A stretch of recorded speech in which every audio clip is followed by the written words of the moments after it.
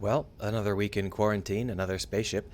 The game is Space Engineers, and the ship is the North Wind, the first of my Glass Ghost series of ships. It's a long-range, long-term survival ship. Small, lean, covered in jump drives and assemblers and refineries and death drones. The ship itself is not that great in combat, but you're not supposed to put it in combat. You're supposed to use the death drones for that. They're very easy to control. The ship flies them for you. All you have to do is point and click.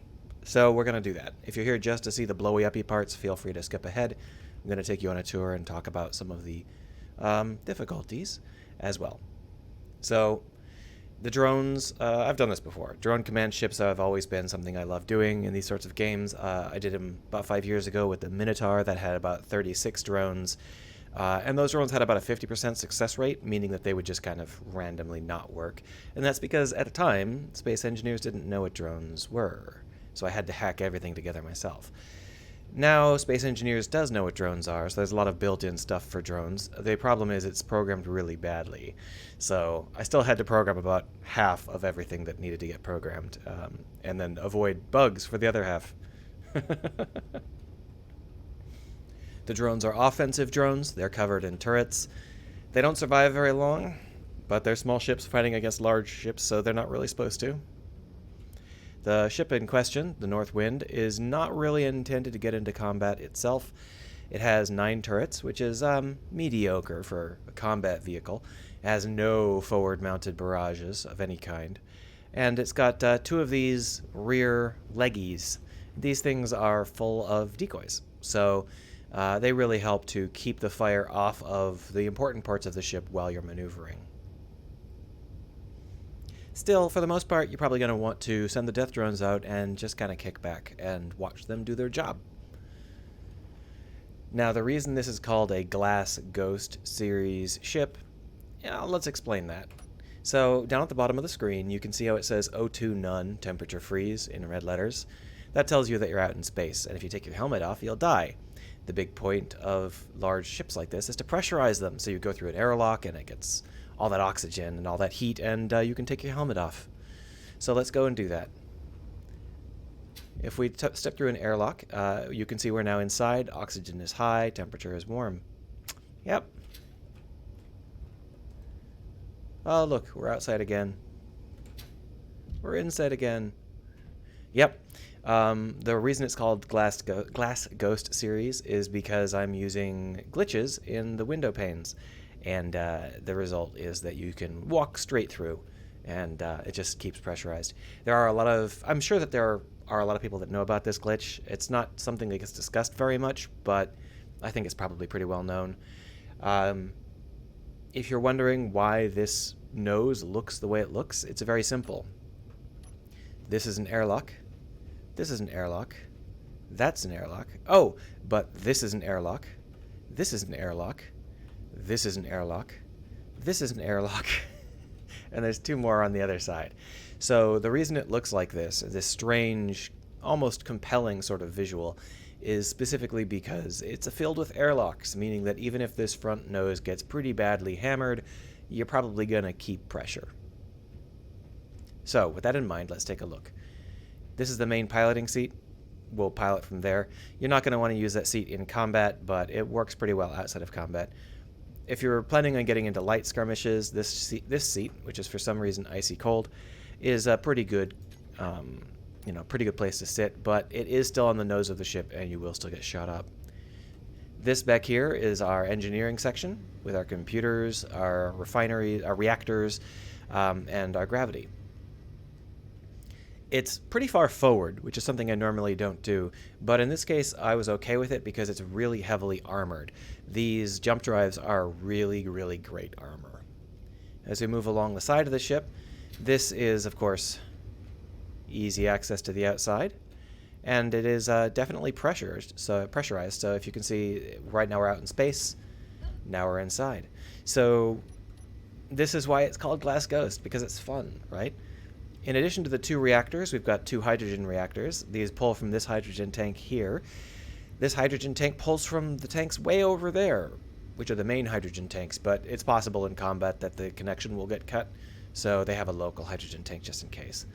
Here in the midship, we've got our medical bay and a piloting seat that is almost certain to never get hit, and some open space because it's fun. You can see that this is where the refineries and assemblers sit. So if you're wondering where those are, they're right here. There's the assemblers. Behind this is the cryo chamber and some very, very high safety seats. So if you're really worried about getting blown up, almost no chance that anything back here will get targeted. We're going to blow some stuff up, including this ship, so we'll see pretty clearly how well it reacts to fire. But it probably will get torn apart pretty bad by coordinated player fire, like a player actively aiming. But the way it's set up is specifically to misguide turret fire. So we're going to go ahead and do some anti-turret stuff. We're going to put some enemy ships out there and blow them up, and we're going to do that more or less right now. So if we take a seat and we look over here, you can see it says 1 to command fleet, 2 to command jump. If we look in our hotbar, all we've got is a 1 and a 2. So let's command the fleet. Here's the fleet. Now, when you're commanding the fleet, you can't pilot the ship. You can still hear engine noises for some reason. It's a glitch, I know, surprise. But we're not moving, and that's because we're commanding the fleet, not the ship. We can still point the ship, however, and spin the ship, because those are important to fleet command purposes. Just don't do it while you're trying to have people dock. Now, if we hit right, we'll be able to launch all of these drones, so right.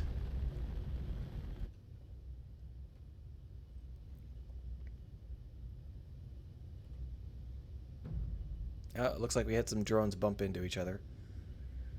Shouldn't be a big deal. They're pretty sturdy. And off they go. So you can see that they tell you a lot of stuff. They're very noisy. They tell you that they're cruising, that they're moving fast, that they're at the destination. And they have a little spinny thing. That little spinny thing, it clicks every single time they process. You can see that they normally process quite slowly. There are only specific times where they try and chew up faster, and that's because when you've got a lot of drones, you don't want them to spend a lot of time processing. You'll end up crashing the game. This is a very small drone carrier, only 12 drones. I have done 30 or 40 drones in a previous version, but I couldn't get them to be stable when there were that many, so I'll have to work on that. The layout here is three drones in each orthogonal direction. If we take a look at the ship, the docks are also 3 drones in each orthogonal direction. And of course, the end result is three drones in each orthogonal direction. So the way that this works is that the wall is arranged in the exact same layout as your docking bays. So if you create a different mothership with different docking bays, you'll get a different arrangement of drones. I think that's kind of cute. Now, we hit right and left to dock and undock, but we hit forward and backwards to extend and retract. So by doing this, we can simply send our drones, 3-4 kilometers out and attack someone we're not anywhere near. That's the point. And of course, the drones try to stay in front of us at all times. So if we were to change our nose, pull it down like this, then all of these drones are going to realize that they have got to haul ass to the new location.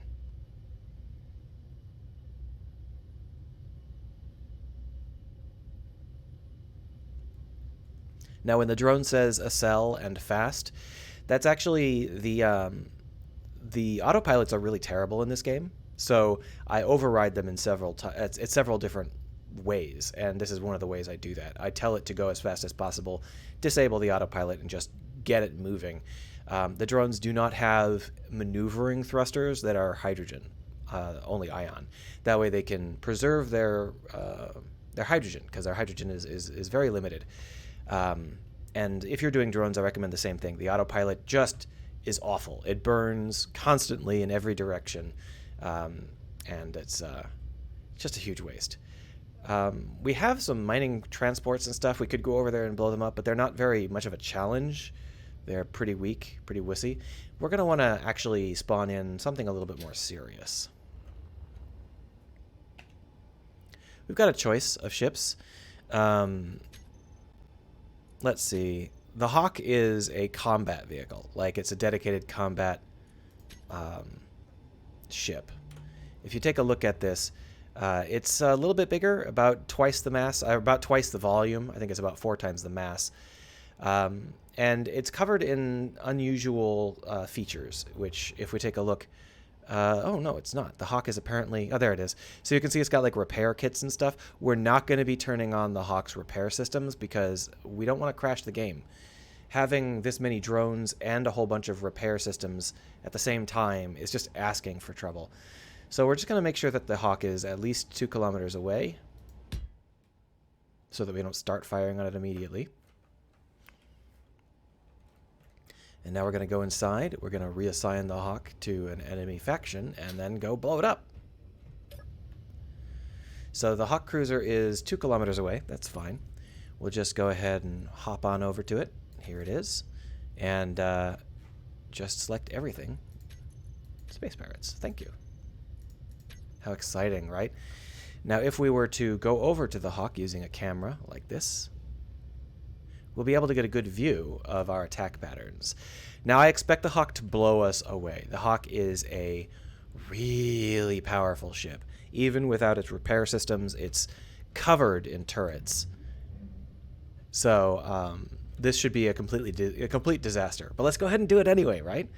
So, basically, if we know that the Hawk is 2.14 kilometers away, we'll just tell our ships to go 2 kilometers out. There we are. And then we just pop in here and we'll see them approach, and they should get ripped apart, and that should be fun.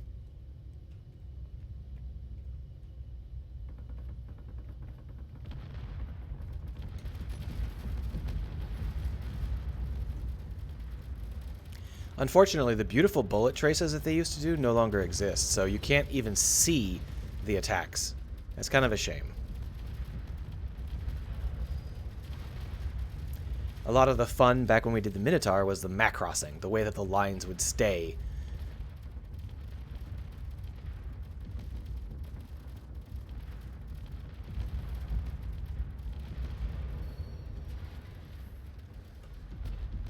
And basically, we're just going to let them pound the ship until the ship kills them all, or until the ship stops shooting them.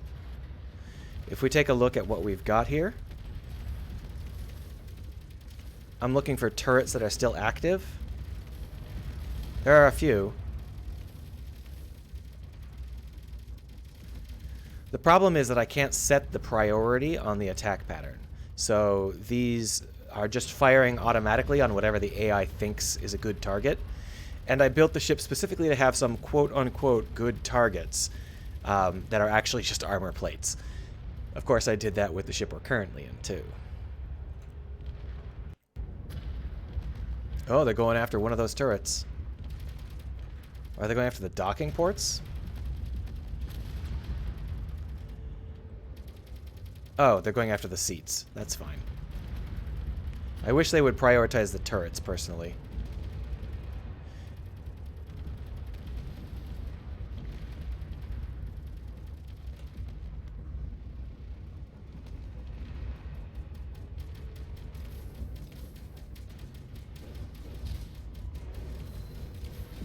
Yeah, these ships are in bad condition.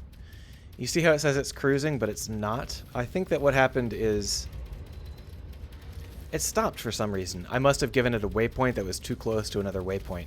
The autopilot doesn't really work very well. But they're bombarding from afar. I've heard of worse fates for a frozen AI. I can't believe these recessed turrets are still going strong. They're firing on already dead ships.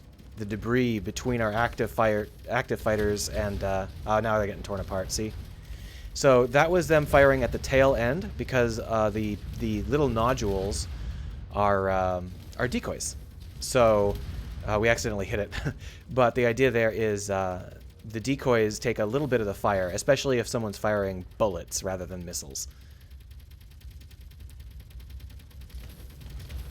Now, it should start to focus on this guy pretty soon here, as soon as it's done with that scrap heap over there. Apparently, it still thinks that there's something worth shooting at. Now, if I was trying to win, rather than trying to get good cinematic shots, what I would do is I would go into rolls and stuff. But I can't do that while I'm in remote camera.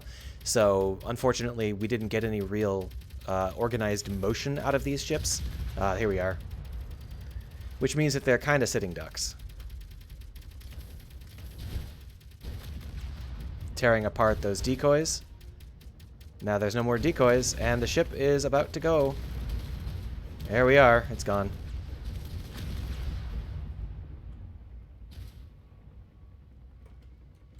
Now, because this is creative mode, that technically is still an active turret. But if this was in survival mode, that turret would not be able to fire or anything because it needs the stuff. So that's everything. We are now out of fighters. We'll come in and finish up the job ourselves. But it's worth looking at the kind of damage we did with these 12 very small, very lightweight drones. You can see that we took out all of the turrets on every side of the ship. These turrets are still active, so I lied, but the vast majority of the turrets are now gone. They just got stripped away.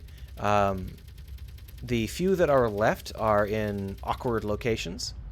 If we take a look at the kind of damage that we did besides that, though, we really didn't do anything. And that's the problem with small ships.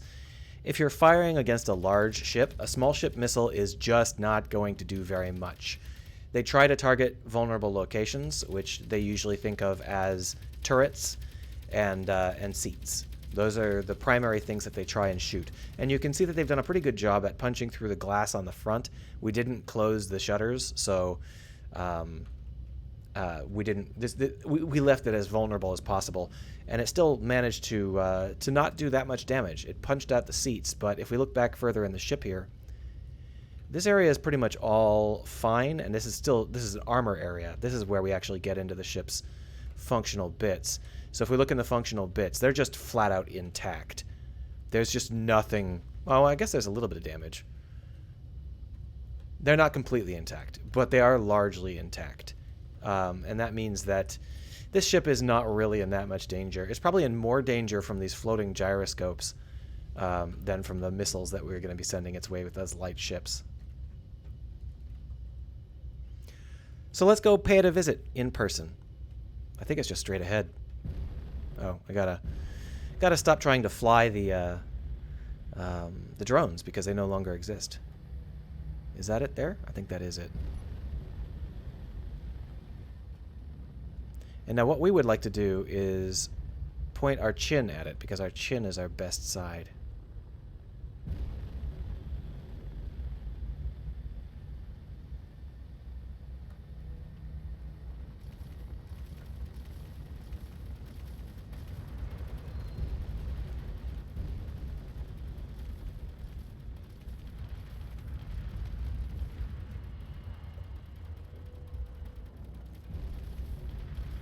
And we'll get into the lee, where it has no turrets that can attack us. And from here, we can just use the bare spots that we punched with our drones and just sit here and finish it off. Which is kind of cheap. Let's see if we can move around a little bit, get some fire coming in from our enemy. I know that has a couple of intact drones, or intact weapons. So we just took a little bit of damage. Something shot us.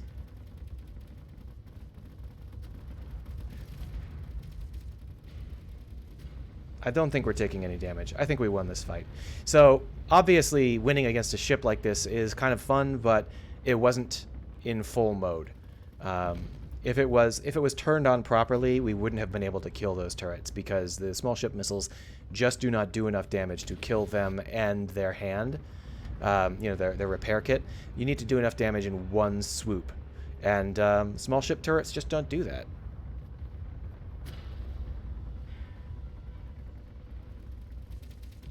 Yeah, we'll call this a win. So now let's load it again.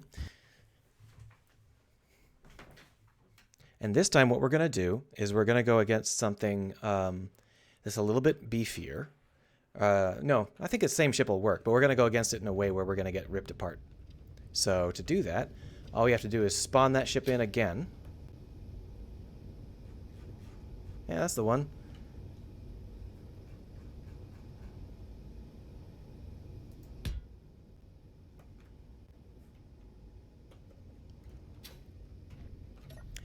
And this time when we... Well, I have to turn it into an enemy, don't I? I probably should have at least turned on some of its defenses first. Too late. So now what we're going to do is we are going to launch all of our ships.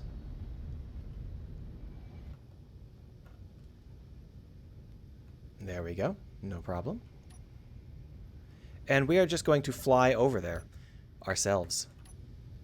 We don't want to actually hit them, so we're going to go a little bit high. And we're going to just move at a stately, I don't know, 32 or so. Once we actually get within range, we're probably going to stop and kind of... Maybe we'll push through. We'll try and push through.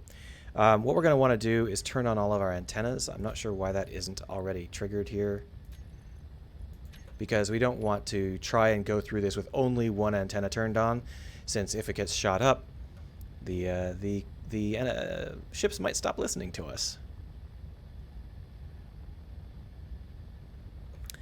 Let's go ahead and get ourselves a nice view using the external camera.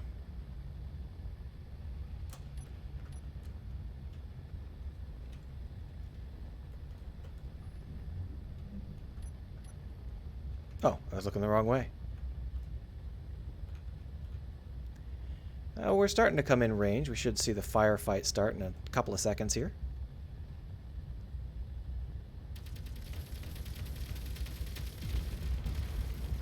You can see how they're missing the small ships. If the small ships are moving, they're hard to hit, which is kind of the point.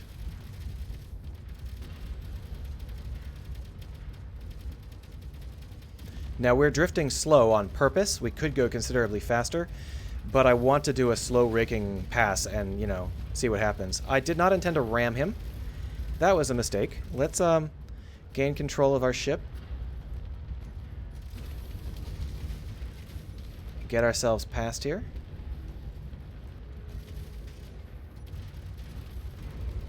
The dampeners are off, so we're going to turn.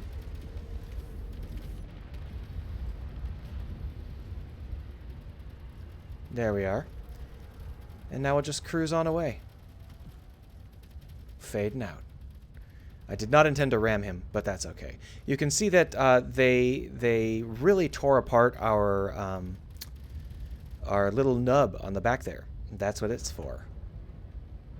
So my guess is that we didn't really take much damage at all, although I bet our drones are in a little bit of a rough shape. It looks like a lot of them have stopped communicating with us. So let's go ahead and turn our dampeners back on and then call our drones home. See if any of them survived. And let's take a look at our damage here. I see some fire, so we definitely took some hits. Oh, look at that. So, as expected, the antenna are high priority targets, so we took some antenna hits. We also took some chin hits, which is fine. There's nothing in there that matters. I think they were aiming for the turret that used to be here. That was weird. But it's obviously not there anymore. The chin held up. I don't see any problems here. The batteries are even still intact, those are low priority. If they had been damaged, I wouldn't have cared. I don't think we really took much damage. We lost a turret here. Our top wasn't pointed at the enemy, so we didn't lose anything there. So you see how what happens is they do this thing they call a K-turn. K-turn. What's going on there is that if the autopilot is given another GPS coordinate that is kind of on the same vector as its current GPS coordinate, and it reaches its current GPS coordinate, it freezes. So to get around that, these ships actually have to do a 180. Instead of doing a single 5-degree correction, they have to do 2 180 corrections, which is dumb, but it prevents them from freezing. I haven't had any freezes ever since I implemented it, which is really silly, but that's the sort of thing you get when you're doing space engineers. Now, if we're taking a look at the system damage that we may have suffered, I think we lost this one seat. That's it. I think that if we actually look here, we're probably going to see they have taken some damage. They're just not dead. No? Guess not. Is it really just the seat? No, the control seat isn't even what's smoking. What's smoking?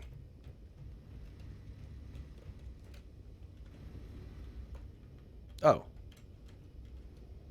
All of that smoke is from... Oh, it's an assembler. We lost one of our 4 assemblers. Talk about low priority. As we move back, you can see that nothing else got hit. There's no damage here at all. We didn't even lose any engines. Oh, no, we didn't lose any engines. This is very, very basic stuff. This is the sort of thing where it's like, you count this as a complete success. One of our 6 antennas and one of our assemblers. On the other hand, if we take a look at the enemy, I can't see the enemy. Oh, there he is. Just looks like an asteroid from here. Our pass across the enemy probably did about the same damage that we did the first time. Yeah, it's comparable. Looks like it's a little bit less damage, but a little bit more thorough. The reason it's more thorough is because our large ship missiles had a chance to do some damage. Those large ship missiles do a ton of damage. The small ship missiles are much shittier. Now, if we take a look at the ship, we should have docked everybody that can dock. Oh, no. What happened? There we are. Do we have anybody else coming in? We do have 2 more people that think they're coming in, but I have a feeling they're not. 3, I guess. These people, I think that they're probably too badly damaged to repark. If we take a look, we've got some damage happening here. That's actually surprising. I usually don't see a drone that takes a hit and then comes home. This guy took some bullets, but they got swept away by the distractor, which is good. So that's what it's there for. We're going to go ahead and say that that's fine. We're going to quick load here. And we're going to really do some damage to our ship this time. We're going to go ahead and see how it responds to an actual barrage by an actual enemy vessel that's being piloted by someone like me. The problem with that is that it's really hard to get these drones to be enemy drones, because what happens is I can't get in the seat if I turn everybody into an enemy. So what we're going to do is we're going to try it. What we're going to try to do here is we're going to set up the North Wind as full enemy like this. And we're going to see whether or not we can... Nope.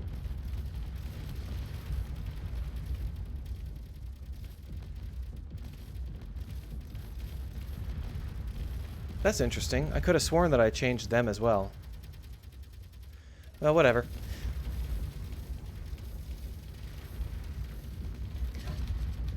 So we're going to go ahead and try that one more time. This time what we'll do is... I don't know why I bothered to load. I just realized that probably the exact same thing is going to happen regardless of what I do. I don't think it likes transferring control of secondary objects like this. Yeah. Clearly, it is under the impression that the drones are its enemy. Maybe that's because it's space pirates and the space pirates don't get along with space pirates. It's not something I've ever really had to worry about before. Anyway, we're going to spawn in a ship that can do some damage here. Maybe the Hammerhead or the Hawk. The Hawk is probably fine. You've already seen the Hawk, so we'll use that. Here it is.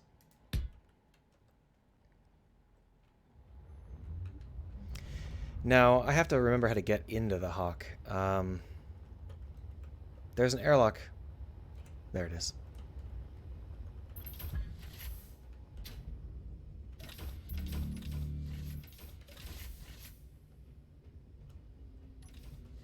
that's backwards. This is forwards. Ah! All right, here we are. So there is the north wind.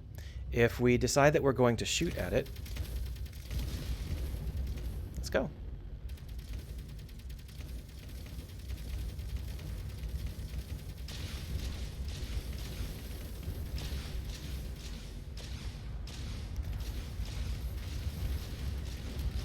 Now we're going in with defenses down, so I expect that we're going to take a lot more damage than we should. But I just want to see how the north wind responds to an actual player barrage like this. Because that's a focused large ship barrage, and I normally build my ships to survive that, but I didn't build my ship to survive it in this case. So let's take a look at how much damage that really did. Yeah, it's pretty bad. Sorry I spun so much, I forgot which side was up I did so much damage. You can see that it's wiped the front area away. It's wiped engineering away completely. We could probably repair one of those refineries, but without engineering, there's no power supply aside from the batteries and a couple of solar panels. We gutted all the way back to here, and this is what I mean when I say that your ships... The kind of damage you take from AI turrets is not going to be reflective of the kind of damage that you take from a player-piloted forward barrage ship. I would love to create a drone system that actually understands how to attack targets, but that sounds like a lot of work, so I probably won't. Still, just to compare this, this is the kind of damage that you consider the ship to just be done. There's really nothing else you can do with this ship. You still have some engines, but you don't have any power. You don't have any internal systems. All of your AI is gone. Most of your engines are gone. You probably have a chair left if you're lucky. Yeah, there's a chair left. But you would not want to even consider this to be a functional ship. So when I show you a ship and say, look at how much damage this ship can take. This is what happens when you don't build the ships to take the damage. That's that. Anyway, if you like this ship, feel free to go download it, see how it plays for you. That should be kind of fun. If you wanted to, you could build a larger ship with more docking ports and just copy the software. It's not really release worthy yet, at least I don't consider it to be, but you can have some fun with it. I just want to show you the jump system. 2 enters into your jump command. This is the same basic setup. Left and right turns on more or fewer jump drives, and this actually like shuts them on and shuts them off and turns them on. See? And because of that, you can determine which of these drives get charged. You can reduce the number of drives so you're only charging 1 if you need the power for something else. And of course, up and down changes the range of the jump. See? So if we were going to, say, investigate this planet over here, or that planet over there, let's go ahead and do a nice long jump. And we hit 1. Because you can see the hotbar has the same 1, 2, 3, 4, 5, 6. And shabloom, there we are. A little bit closer. It's quite a distant planet. And if we were to turn on the others, you can now see that we've got 2 more. These jump drives are all dead, but this jump drive works, so we can jump again. See? That's why you use a jump manager like this.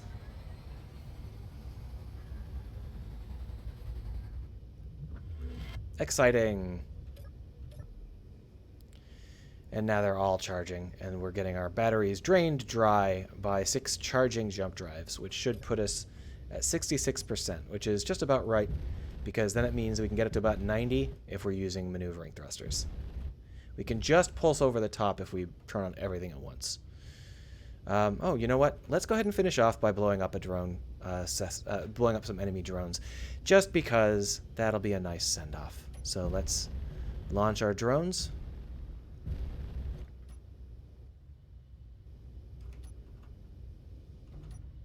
I think we got some collisions there. It's fine.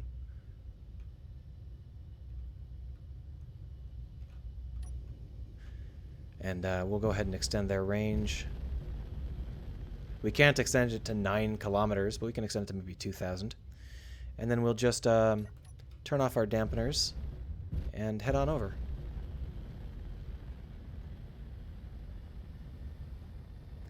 These guys probably won't put up any fight. They're not really intended to resist this kind of swarm.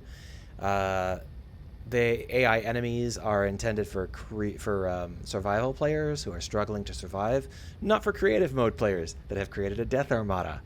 So we're going to see a lot of just plain old devastation here. But let's go ahead and wander over there ahead of time. Look at that guy, already getting shot up. He's gone.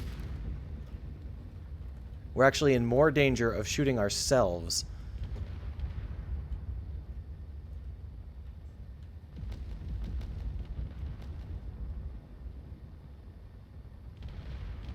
Doing a pretty good job of evasive maneuvers, though, all told.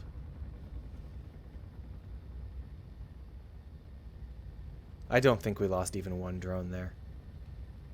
Doesn't look like it. They all look like they're toeing the line.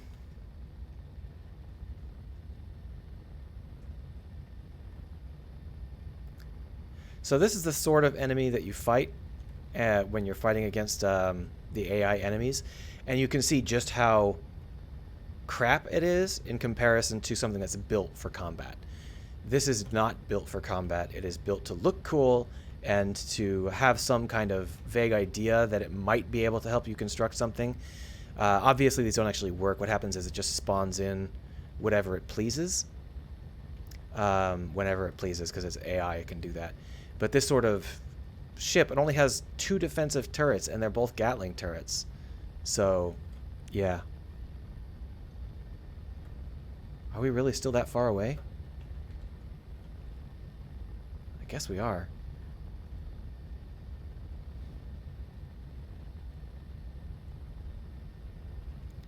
Come on, you slaggards.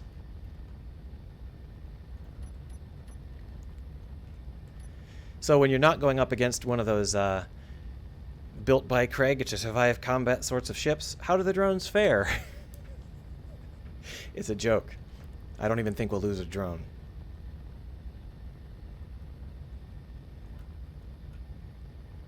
Inevitability. Here they come.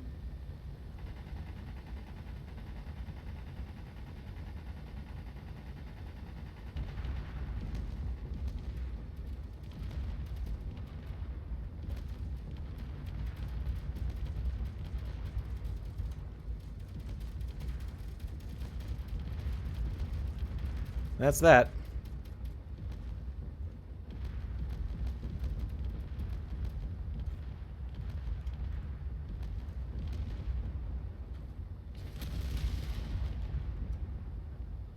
It's dead. Stop torturing it. And if we take a look at our drone controls, we want to make sure we're stopped first. Yeah. Take a look at our drone controls now and just pull them all back. I think we're going to get 100% fine. I don't think we lost a single drone. The question is whether or not any of the drones lost more than one of their little nacelles. So they just tore this thing apart in a single pass. We didn't need to do any kind of death rolls or anything. A death roll is a really good way to keep people from being able to target your drones. And if we take a look at the drones, they're taking pot shots on their way back. That one lost a leg.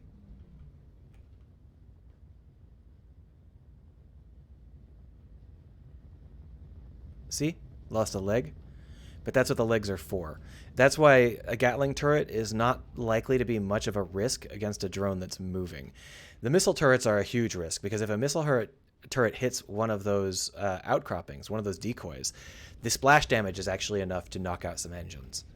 And if they hit another decoy, that'll be enough to destroy the drone. So you do have to be careful about that sort of thing. What you doing, boy? There's the K turn. We could watch these things redock all day, I suppose. We're done with this video. I'm just going to let the redocking happen, and you can watch it or not as you see fit.